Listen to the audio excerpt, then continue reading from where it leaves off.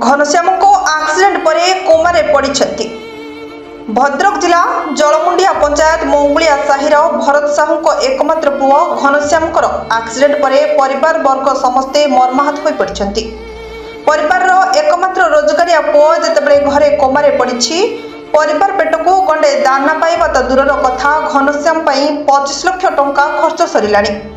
एबे कौनसी आशा भरोसा नहीं टंकाटे खर्च करने को बापा पाखे समस्त को हाथ जोड़ी अनुरोध करिसेंती मते टिके सहाय्य करंतु।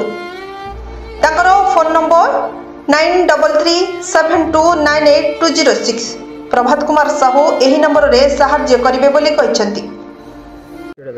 राहुल कुमार देखो आम तो नईसोच सामाजिक संगठन पक्षर आज आसिक घरे पहुँचलु।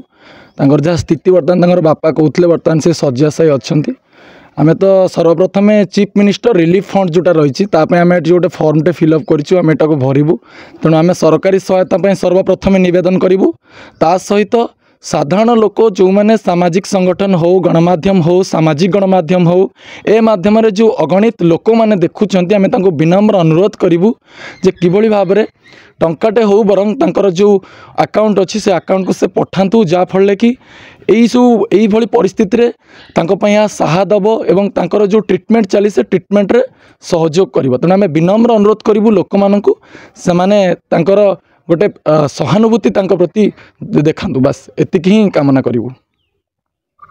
भरत साहू मंगुलिया साही जलमुंडुआ ग्राम पंचायत जलमुंडुआ आ पुओ एक्सीडेंट होगा। पुओर जो दिन डेलीवरी हम से दिन पुओ डॉक्यूमेंट नहीं आसला गाड़ी एक्सीडेंट है आउ मेडिकल नहीं गलु बहुत कष्ट भल मंद तीन टा छुआ आउ माँ भी पागली अवस्था घर आर्थिक अवस्था भल ना रोजगारिया चली तो पारूनु बहुत कष्ट आम दिन काटुचा मेडिसिन पत्र जोगाड़ कर पारूना। यदि आपण मैंने कहीं पारन सहयोग टे हाथ बड़ गवर्नमेंट को अनुरोध करुँ सरकार को यदि किसी साहाय्य करती मुझे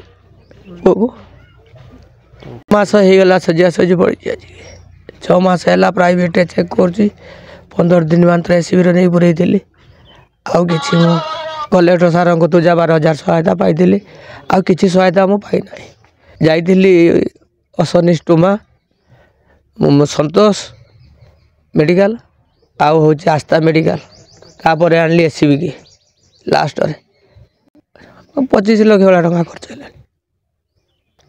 समस्त निवेदन करुँच कि पैसा दिखाते मो पुओ को भल कर। नमस्कार मो ना सुलोचना सर मंगुलिया से जलमुंडुआ बाइक एक्सीडेंट हो गला। मो डेलीवरी डॉक्यूमेंट आने जाऊे बाइक एक्सीडेंट हो गला 5 मास हो गला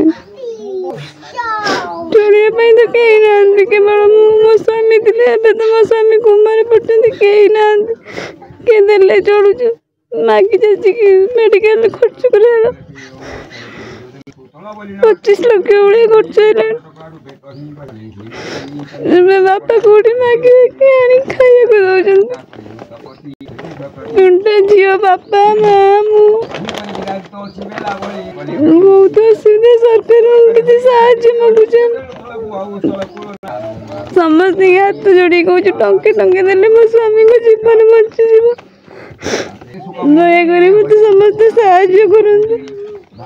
सत्यव्रत दास भंडारीपुखुरी ब्लॉक जलमुंडुआ पंचायत मंगुलिया साही ग्राम रे भरत साहू को एकमात्र पुओ घनश्याम साहू जी 6 मास है शज्यार कोमारे अच्छा जो कथा तांको बापा कहूले जे 6 मास पूर्वर एक दुर्घटना ये अवस्था पाखापाखि 25 लाख टंका खर्च कर सारे जो BSKY कार्ड रे जहाँ सहायता सरकार तरफ थिला ता भी सर सारे एक रोजगार पंथा केवल पुओ जहाँ रोजगार करते अन्य कौन रोजगार पंथा ना एपरी स्थले मु आशा करी समस्त सहायता जो सामाजिक अनुष्ठान ठू आरंभ करी गणमाध्यम ठू आरंभ करी सरकार प्रशासन समस्त सहयोग रहिले निश्चित मु आशा करी जो घनश्याम साहू निश्चित आरोग्य लाभ करेंगे।